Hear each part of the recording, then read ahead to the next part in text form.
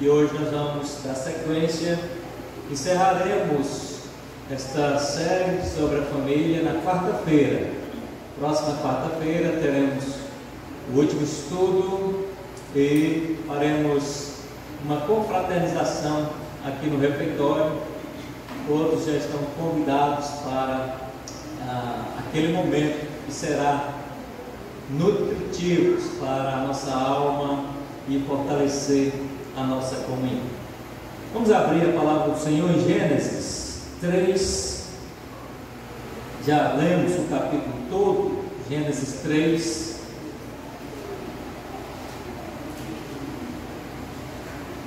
Vamos ler Gênesis 2, versos 15 a 17, e depois o versículo 3, o versículo 6 do capítulo 3. Gênesis 2, 15 a 17, diz: Tomou, pois, o Senhor Deus ao homem e o colocou no jardim do Éden para o cultivar e o guardar. E o Senhor Deus lhe deu esta ordem: de toda árvore do jardim comerás livremente, mas da árvore do conhecimento do bem e do mal não comerás, porque no dia em que dela comeres certamente morrerás. 3:6.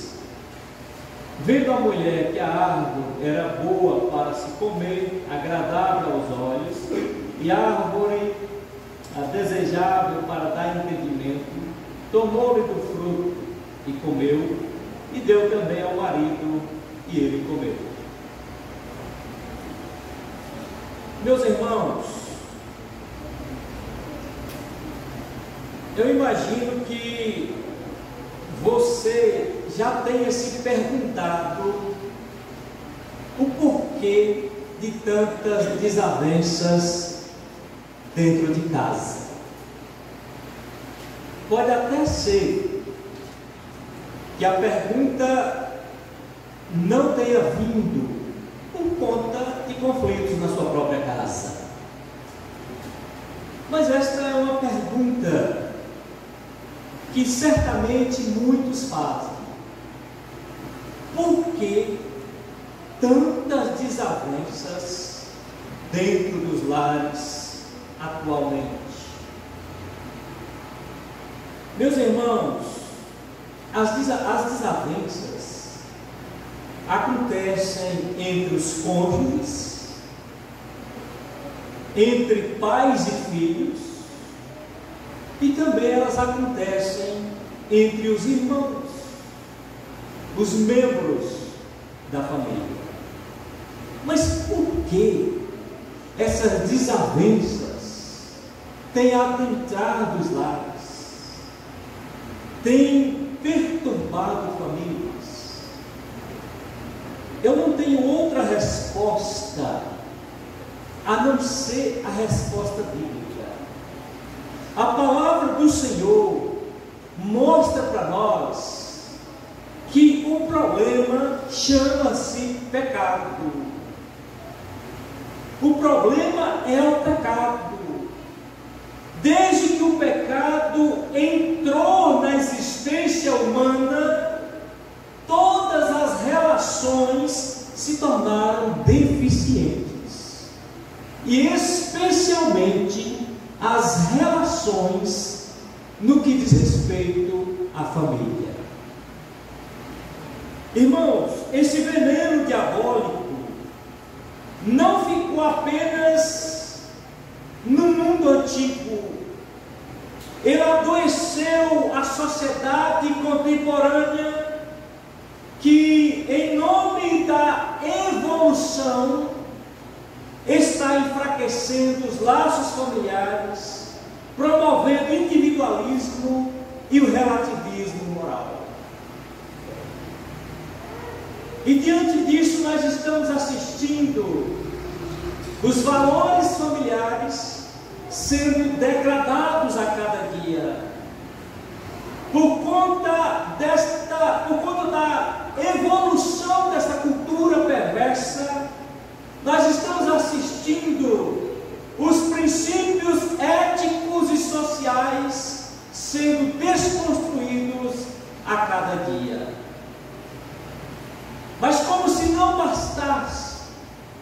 nós estamos assistindo também a postura espiritual de muitas igrejas entrando em declínio. Muitas igrejas têm sido influenciadas diretamente por conta dessa nova configuração social.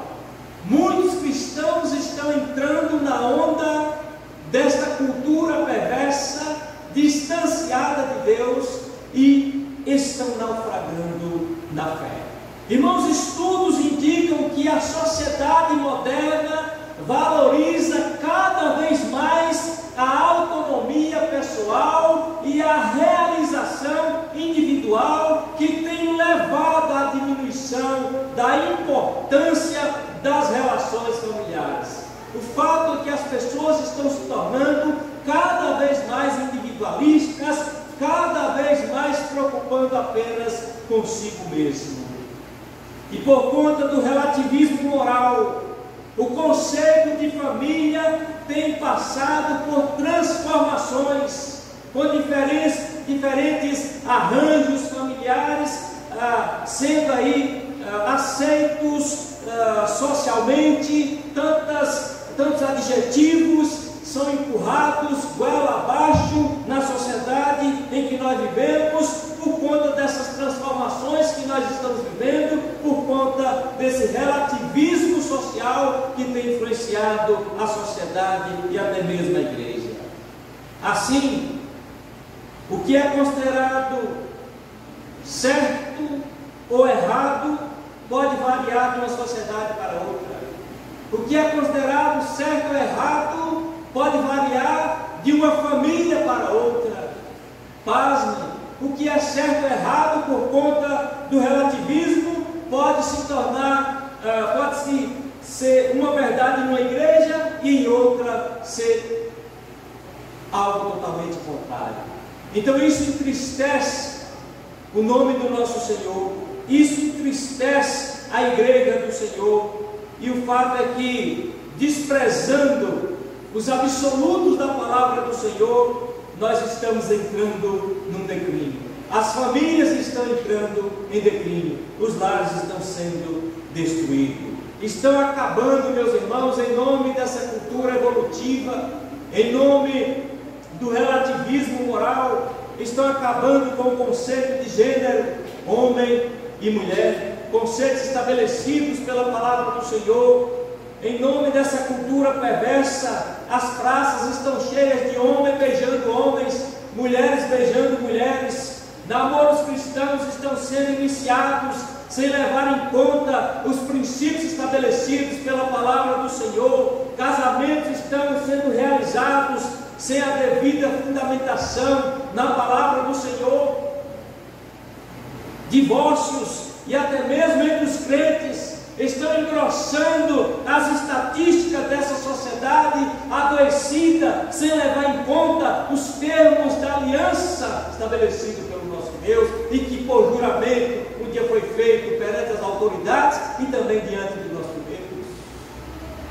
Tudo isso em nome da cultura, tudo isso em nome da evolução, tudo isso em nome da modernidade.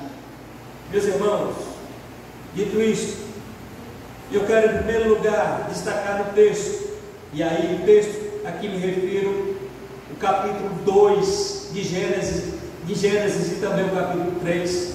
Eu quero destacar 3 desvirtudes que afetam ou que afetaram o primeiro casal. Então eu quero convidar você a olhar para o texto e perceba que vamos encontrar respostas para os problemas que afetaram Adão e Eva após a queda.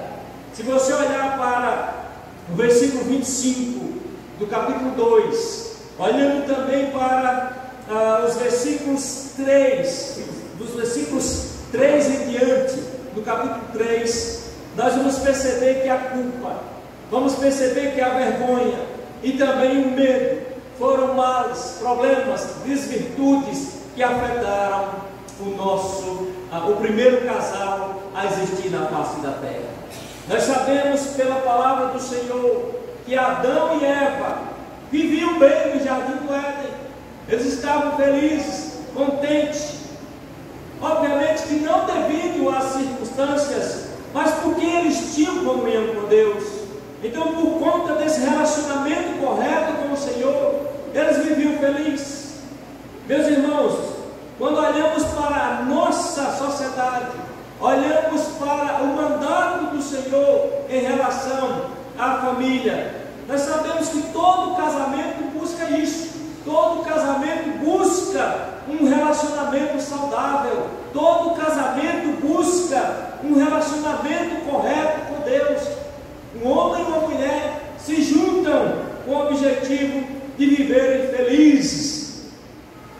Mas, quando a comunhão com Deus é interrompida, surgem sentimentos negativos. Quando a comunhão com Deus é interrompida, surgem então os conflitos, surgem os problemas. Então, a primeira desvirtude que afetou o primeiro casal, o primeiro problema que afetou o primeiro casal, foi a culpa. E isso nós podemos ver de forma muito clara no versículo 8. Olha o que diz esse texto. Veja a expressão: esconderam-se da presença de Deus. Quem? Adão e Eva, o primeiro casal relatado na Bíblia. Esconderam-se da presença de Deus. Eu pergunto, meus irmãos, por que Adão e Eva se esconderam da presença do Senhor? Certamente porque eles sentiram-se culpados. Algo havia acontecido que mexeram com eles. Eles sentiram-se culpados. Meus irmãos, olhando para a culpa, nós podemos dizer que a culpa é uma consequência imediata da desobediência. Nosso inimigo é astuto e ele nunca se apresenta com o amargor da culpa quando nos tenta a pecar. Ele não traz uma caixa cheia das consequências da desobediência. Ao ler o versículo 6, nós somos informados que, vendo a mulher que a árvore era boa para se comer, agradável aos olhos, e a árvore desejável para dar entendimento, tomou-lhe do fruto e comeu, e deu também ao marido, e ele comeu. O inimigo escondeu, por assim dizer, a caixinha das consequências. Então, meus irmãos, desta forma, como está aqui em Gênesis 6:3, em Gênesis 3:6, o pecado entra no mundo. E à primeira vista, para Adão e Eva, o pecado parecia bom, o pecado parecia agradável, o pecado parecia desejável. Contudo, seus efeitos são amargos, e o próprio Adão e Eva provaram isso. Nós também sabemos que o fruto do pecado, as consequências do pecado, os efeitos do pecado são amargos. Meus queridos, a nossa sociedade tem lutado com todas as forças para extinguir a culpa de determinados atos. E como ela faz isso? Ela faz isso banindo o conceito do pecado, tentando extirpar das famílias, das vidas, o conceito do pecado. Ela tenta fazer isso relativizando as coisas. Ela tenta fazer isso invertendo os valores, sendo um instrumento nas mãos de Satanás. A cultura que nós estamos vivenciando providencia todos esses meios para diminuir as consequências do pecado, por fazer com que a sociedade não enxergue as consequências desse mal terrível. O que a sociedade faz? O que a cultura faz? Chama o certo de errado, chama o errado de certo. O que essa cultura perversa faz? Chama o doce de amargo e o amargo de doce, invertendo os valores. O que esta sociedade faz? Chama a luz de trevas e as trevas de luz. E assim nós estamos inseridos neste contexto terrível. As famílias estão inseridas nesse contexto.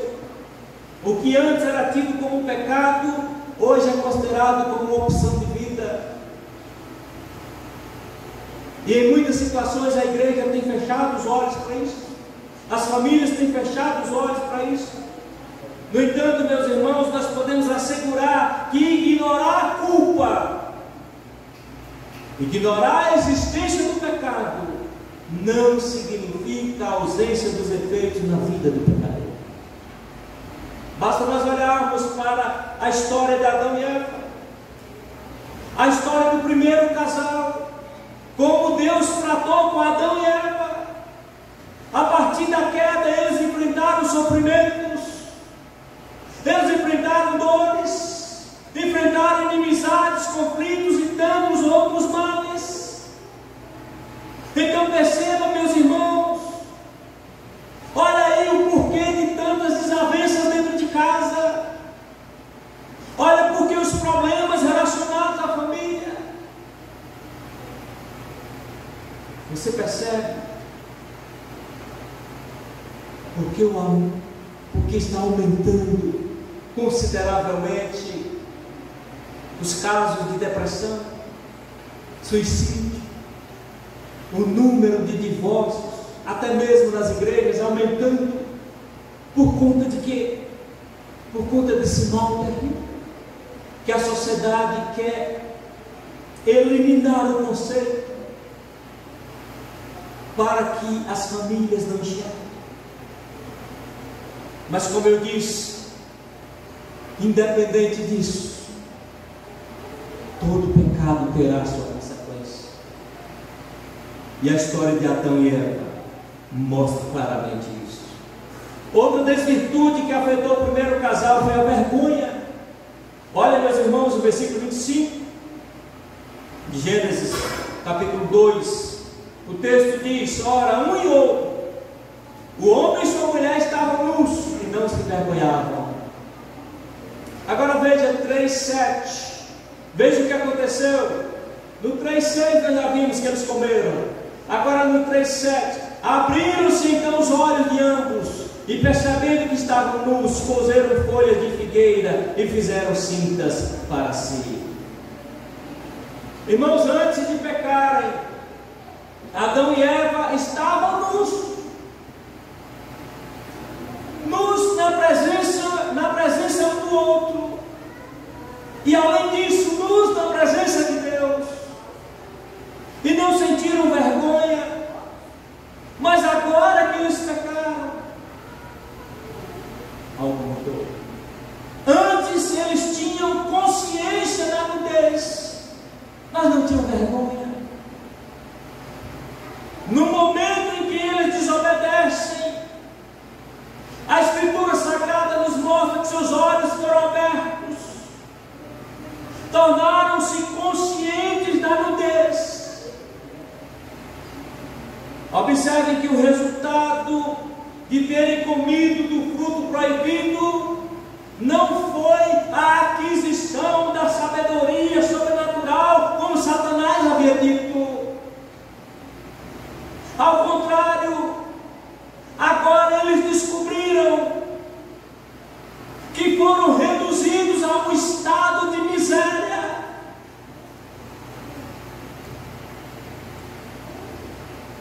O ato de infração interferiu drasticamente na intimidade sexual do casal e também interferiu no relacionamento com o Senhor.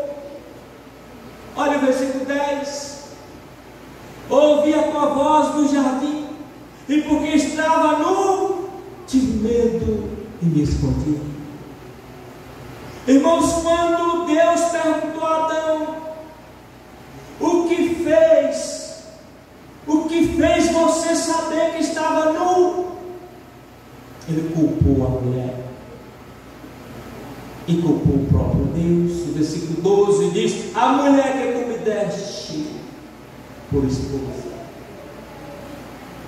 A mulher, por sua vez, culpou a serpente, como está no versículo 13. Todavia, a sentença de mostra a consequência do pecado em toda a criação. Terceira desvirtude que afetou o primeiro casal foi o medo. Novamente, versículo 10: tive medo e me escondi. Meus irmãos, esta doença denominada medo veio ao coração do homem junto com o pecado. Todas as desgraças que entrou na vida do ser humano, especialmente na vida da família, veio por conta do pecado. Adão antes nunca tivera medo de Deus, até o dia que descumpriu o seu mandamento. Adão nunca tivera medo de Deus. Quando o Senhor caminhava no jardim na viração do dia, e Adão ouvia os passos do Deus Todo-Poderoso, ele se apressava para entrar em comunhão com Deus. Da mesma forma que uma criança, quando o pai chega do trabalho, quando a mãe chega do trabalho, a criança corre para o seu colo, corre para os seus braços. Assim estava Adão antes da queda. Adão se apressava para entrar em comunhão com o Senhor. Mas no momento em que Adão comeu o fruto proibido, ele correu, mas não para os braços do Pai. Ele correu e se escondeu. E quando Deus diz: onde estás, Adão? Adão foi todo encolhido, trêmulo, pois ele estava com medo diante da presença de Deus. Meus irmãos, em uma de suas peças, Shakespeare, ele insinua que é o pecado, ou seja, a consciência do pecado, que nos faz todos covardes, todos medrosos. É a consciência do pecado que traz o medo. Apesar de Deus que nos fez ser fogo consumidor, e nós devêssemos sempre ter um temor santo de Deus, o medo que nos causa a escravidão nunca teria vindo ao nosso espírito, à nossa alma, se nós não tivéssemos, antes de tudo, transgredidos a lei do Senhor.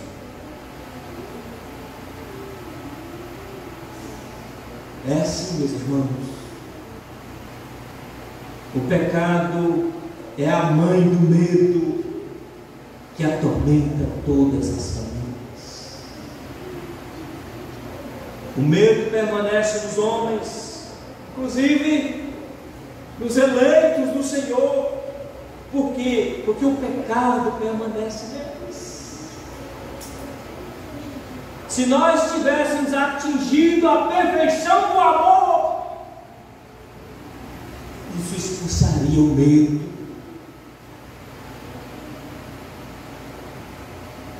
Mas uma vez que a inclinação da carne é ainda uma realidade, até o mais santo dos servos de Deus fica aflito.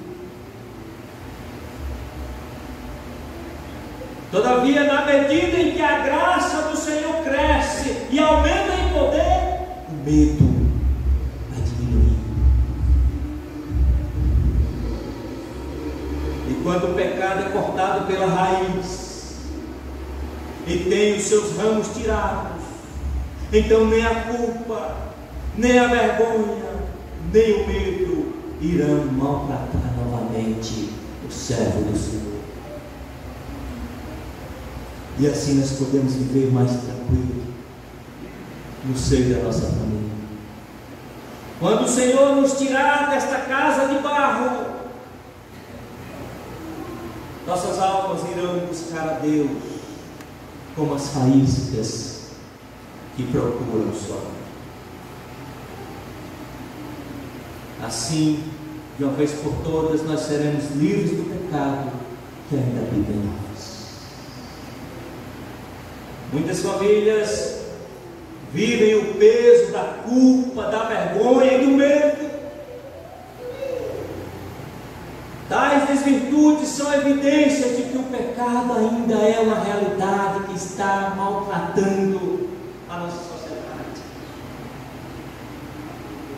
Assim, meus irmãos, a confissão é fundamental. A confissão de pecado é fundamental. O arrependimento tem de ser sincero. A obediência à palavra de Deus tem de ser completa. Se você quer extirpar esse mal que tem destruído a sua casa, que tem destruído a sua família, que está destruindo o seu lar.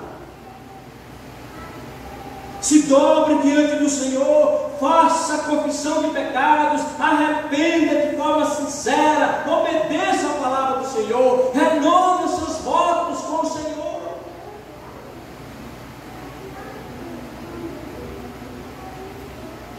Agora que nós já sabemos quais são os problemas que afetaram Adão, Eva, claro, pós-queda, nós podemos ver em segundo lugar as consequências do pecado para as famílias, e não apenas a família de Adão e Eva. A queda dos nossos primeiros pais trouxe consequências desastrosas, terríveis, mas não apenas para eles, mas também para toda a humanidade. Olha o que está escrito em Gênesis 3, verso 16. Qual foi a primeira consequência para toda a humanidade, para as famílias? A multiplicação dos sofrimentos na gravidez. E aqui atinge especificamente a mulher.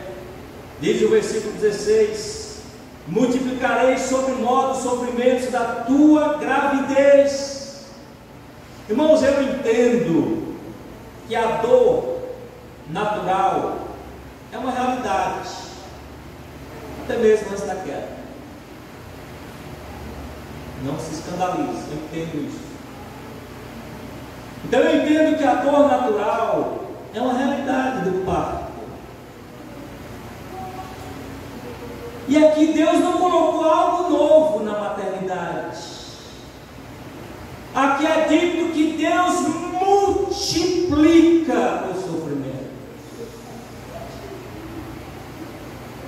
Assim a mulher que havia quebrado o mandamento divino por causa do prazer terreno, foi punida como esposa, como mãe, a sofrer as dores punitivas do parto e a aflição de alma. Aqui está uma consequência para todas as mulheres. As mães que aqui estão sabem disso. Outra consequência do pecado para a família foram os conflitos com o esposo. Ainda no versículo 16, veja a expressão: o teu desejo será para o teu marido. É muito importante para nós entendermos a razão de tantos conflitos entre marido e mulher. Esse texto é extremamente importante para nós descobrirmos e entendermos isso. Olhe para o texto. Aí nós temos uma preposição, a preposição para. A preposição que aqui foi traduzida por para tem um significado interessante.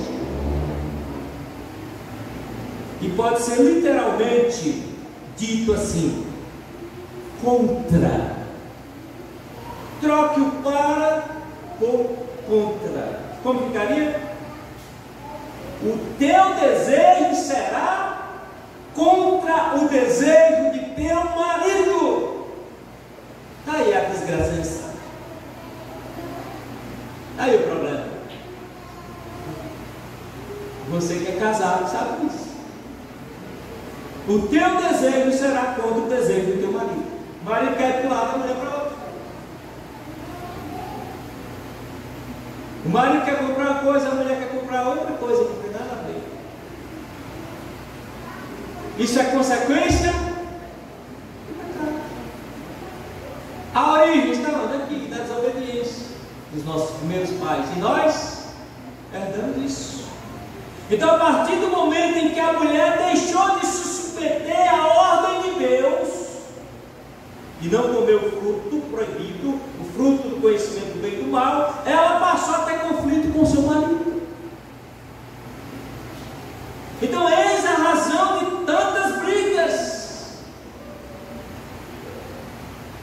E a nossa cultura doente diz que as causas são simplesmente a falta de comunicação, que vocês não dialogam, não dialogam, vocês não conversam, é porque as expectativas são irreais, é porque há uma insatisfação emocional, uma insatisfação física, é por conta de algumas influências externas.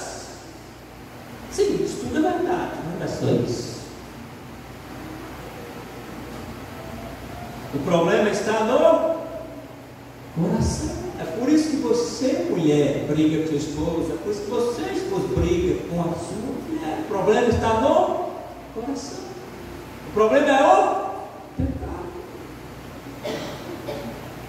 A terceira consequência do pecado é vista na confusão no comando da família. Olha aí, 3,17. Visto que atendeste à voz de tua mulher, Senhor Adão. Essas palavras revelam que no momento em que Adão deixou de ouvir a voz de Deus e deu ouvidos à voz da mulher, da sua esposa, ele se sujeitou a ela.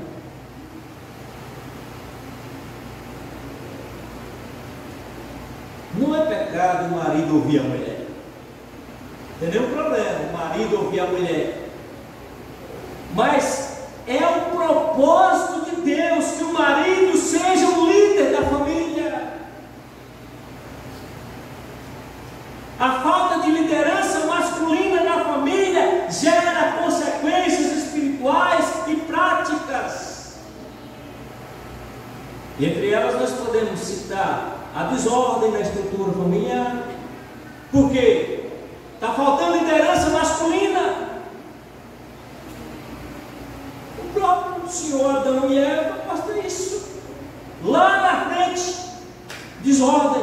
Caim matou Abel. O homem falhou na liderança. Ao invés de ouvir a voz de Deus, ouviu a voz da mulher.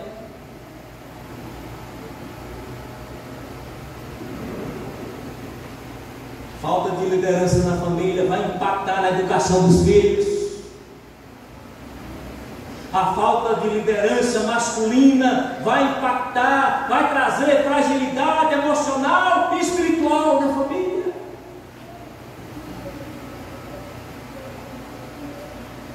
E as consequências vão afetar a sociedade toda.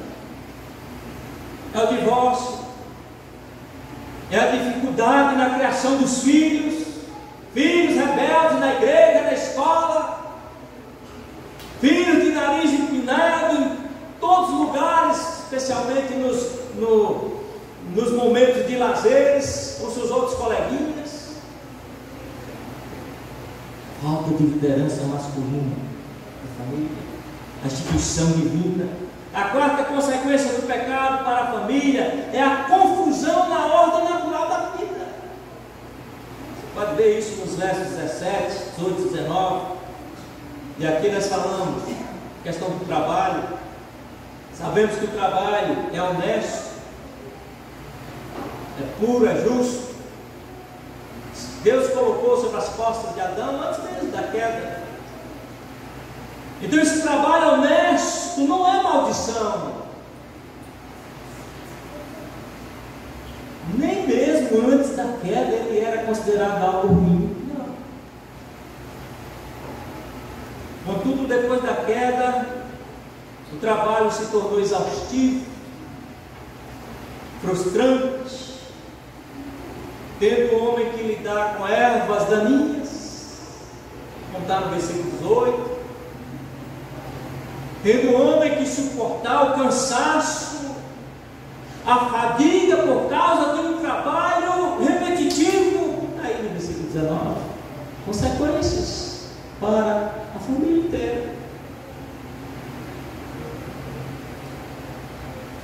O desconforto e o cansaço no trabalho são o nosso justo castigo. Então, quando você tiver, Léo, lá naquela escada, pintando a parede, suando, lembra disso? Isso é um justo castigo. Eu mereço isso. E eu devo me submeter a isso com paciência, exercitando o fruto do Espírito. Na verdade, eu merecia muito mais do que esses pingos de suor, esse cansaço, essa fadiga por conta do meu trabalho. Eu mereci muito mais por conta das minhas iniquidades. Mas Deus está só me dando esta punição. O castigo ideal que eu merecia, o inferno, Cristo enfrentou. Então, meus irmãos, a alimentação do homem se tornaria desagradável. Levar o pão para dentro de casa se tornou algo desagradável. Porém, o ser humano não foi sentenciado a comer o pó que a serpente comeu, ou que estará a comer. Deus foi brando e misericordioso. A quarta consequência do pecado para a família, quinta, da confrontação com a sua miséria. Olha o versículo 19. Deus colocou marcas de desagrado em Adão. Deus amaldiçoou a sua habitação. O Senhor deu a terra aos filhos dos homens,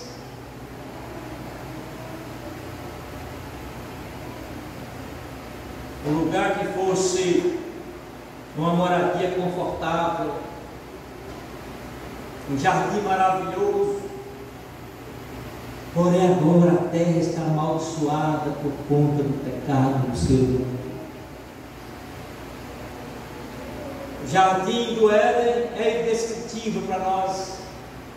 Sabemos o que é jardim do Éden. Deus deu uma moradia confortável, porque nós não conseguimos escrever. Mas agora a terra está amaldiçoada. Olha o versículo 19. Agora olha o que Deus coloca diante de Adão: até que tornes a terra, pois dela foste formado, porque tu és pó, e ao pó tornarás. Percebam, meus irmãos, que a partir da queda, Adão, imagine, ao revolver a terra, seja com enxada ou com um pedaço de pau, ao revolver a terra ali constantemente, Adão era confrontado com a dura realidade. Ele era pó, e ao pó tornaria. O pecado fez isso. O pecado trouxe dor ao mundo. O pecado fez do mundo um vale de lágrimas. Não é de estranhar que as nossas dores aumentam, e aumentam de uma forma considerável quando os nossos pecados se multiplicam. E você testemunha disso. Por fim, meus irmãos, veremos que há esperança para a família. Volte seus olhos para Gênesis 3,15. Além disso, em Romanos 5,20 está escrito: mas onde abundou o pecado, superabundou a graça. Irmãos, olhando para trás, o que nós vemos? Lá está um casal diante de Deus, tomado de vergonha, culpa e medo. Adão e Eva sabiam da gravidade de seu pecado, pois eles não só desobedeceram a Deus, como eles acreditaram na ilusão diabólica de que poderiam ser independentes de Deus e até mesmo ser iguais a Deus. Eles acreditaram nessa falácia, nessa cultura perversa de Satanás. Eles esqueceram que não precisavam dessas coisas, porque eles foram criados à imagem e semelhança de Deus. Eles estavam numa terra confortável, maravilhosa, eles tinham de tudo. A oferta da serpente, na verdade, a oferta da serpente não passava de uma grosseira e mentirosa forma do que Deus já havia feito. Então, meus irmãos, olhando para o versículo 15, Adão e Eva, nós todos juntos podemos dar um grito de aleluia. Aleluia, porque aqui nós temos o próprio Evangelho. Aqui nós temos a primeira boa nova sendo anunciada.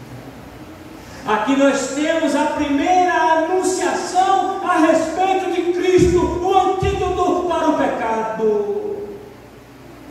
Aqui nós temos o anúncio da descendência da mulher, aquele que haveria de vir para esmagar a cabeça da serpente. Adão e Eva pecaram e perceberam sua nudez. O texto diz que eles coseram folhas de figueira e fizeram vestimentas perecíveis. Eles tentaram remendar o erro. Eles tentaram reparar o erro. Eles fizeram roupas de folhas. A folha seca e logo não segura os pontos. Todavia, o versículo 21 diz que Deus fez vestimentas de peles. Olha o versículo 21, olha a ação de Deus. Quando o texto diz que Deus fez vestimentas de peles, isso nos leva a crer que um animal inocente, que não era culpado pela desobediência de Adão e Eva, foi sacrificado.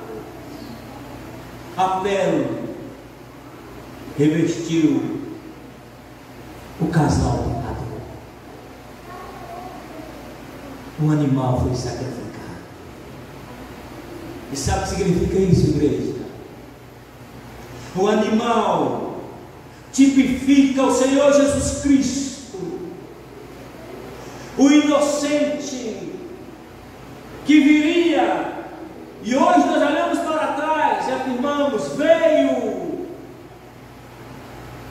e deu a sua vida para cobrir a feiura, a vergonha do pecado de Adão e Eva e de todos os seus descendentes, o meu e o seu pecado. Portanto, assim como Deus encheu de esperança o coração de Adão e Eva com aquela pele de animais,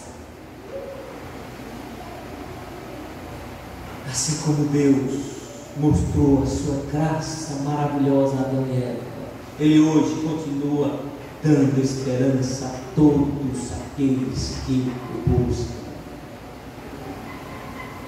Não importa como esteja a sua família hoje, não importa como esteja o seu casamento hoje, não importa o que está acontecendo dentro do seu lar, há esperança para aqueles que buscam o Senhor, Deus de Adão e de Eva.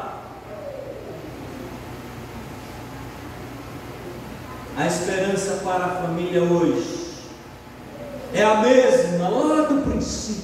Deus não mudou. A esperança é Jesus Cristo. Como disse a nossa irmã hoje de manhã, olhe para Jesus Cristo. Lembrando Spurgeon, citando diácono desesperado que teve que substituir o pastor.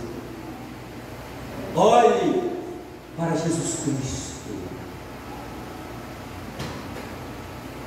Eu quero lhe perguntar: por quem você está sendo guiado? Você esposo, você esposa, filhos, por quem vocês estão sendo guiados? Por esta cultura adoecida que propaga o relativismo imoral?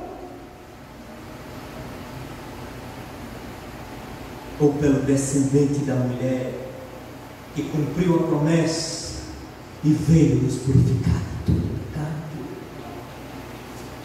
Para quem você está olhando? Quanto do seu tempo é investido para apresentar Jesus à sua família? Eu quero concluir dizendo: não se iluda. Assim como no passado, quando Satanás entrou na vida do casal Adão e Eva usando uma serpente, hoje outra vez Satanás, através da cultura adoecida, pode entrar na vida da sua família com o objetivo de confundir você e desviar você da vontade de Deus, dos preceitos de Deus, dos mandamentos de Deus.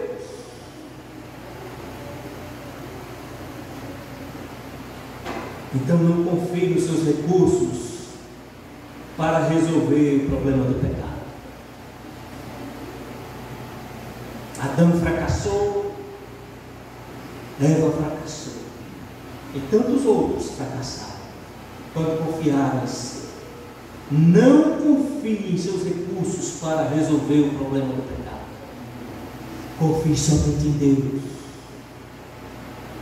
que sacrificou aquele animal e cobriu Adão. Confie somente em Deus, que deu o seu único Filho Jesus Cristo como sacrifício para nos purificar de todo pecado. Assim como as folhas de figueira de Adão e Eva não eram perenes, da mesma forma, nossos recursos não são suficientes para resolver os problemas relacionados ao pecado da nossa vida e da nossa família. Então se agarra ao sacrifício de Jesus Cristo. A Escritura Sagrada garante que o sangue de Jesus nos purifica de todo pecado. Então, família, não se desespere. A despeito das crises, a despeito de estarmos inseridos numa cultura adoecida, famílias, não se desesperem. A graça de Deus é real. O sangue de Cristo foi derramado. Deus quer transformar você.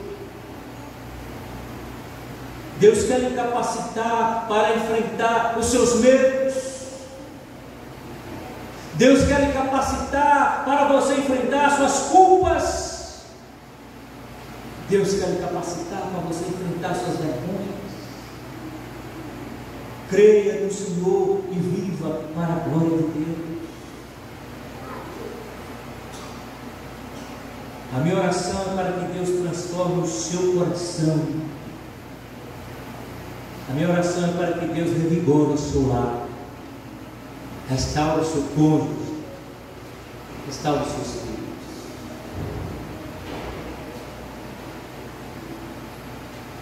De pé, os queridos, vamos orar.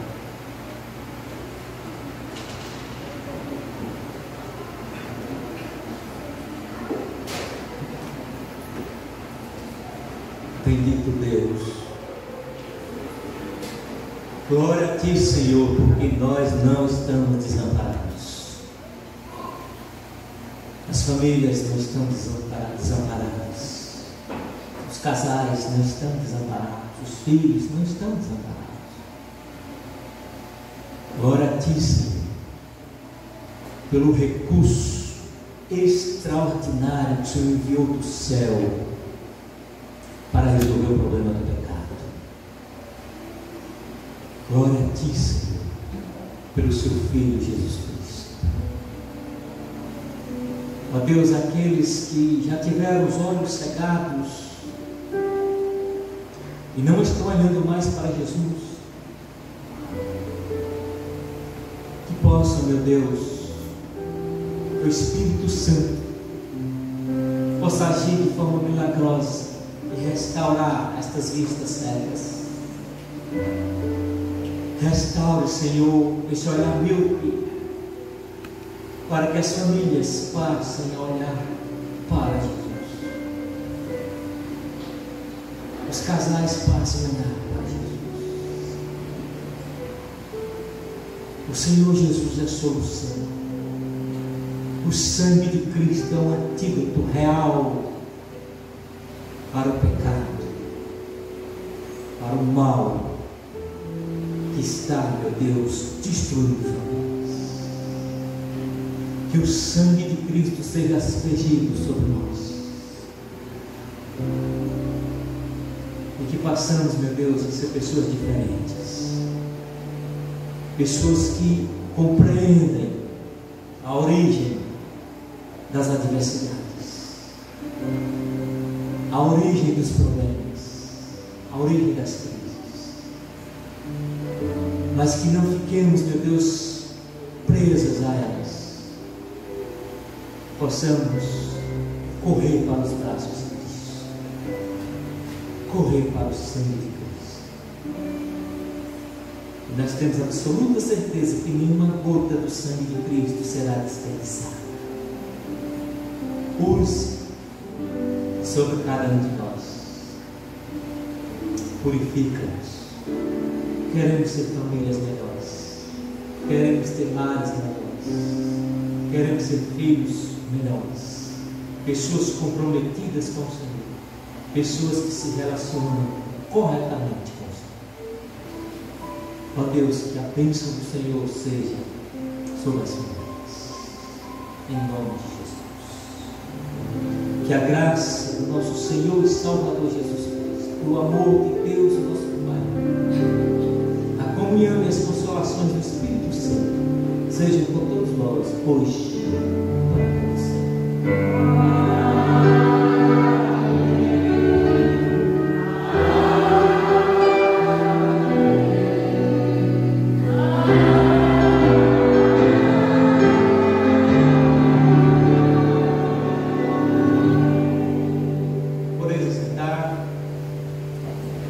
Agradecemos as visitas que estão conosco, a vida de Pedro, nossa gratidão, Pedro visitando aqui a igreja, Júlia também visitando a casa do Senhor, Maria Antônia, nossa gratidão, e as outras visitas que são costumeiras, sempre estão participando aqui conosco, a nossa gratidão.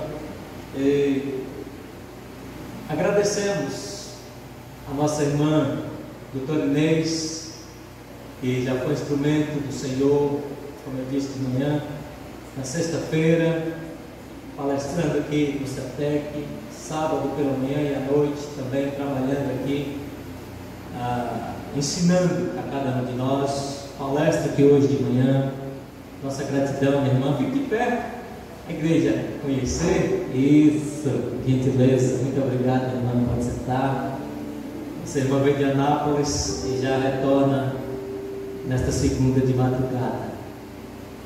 Ore em favor do retorno da irmã. Minha vida, o presbítero Roberto, ele nos conduziu até Vitória da Conquista.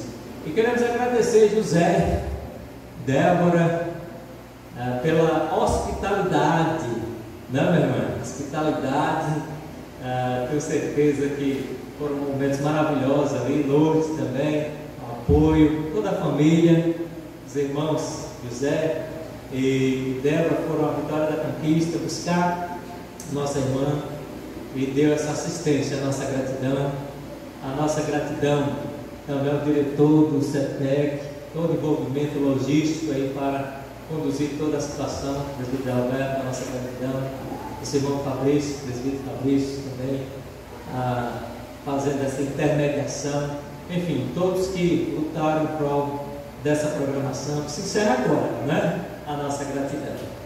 E nós vamos para a confraternização aqui no salão. Tem um chá, confirma? Sabe? Pronto, tem um chazinho aqui no salão.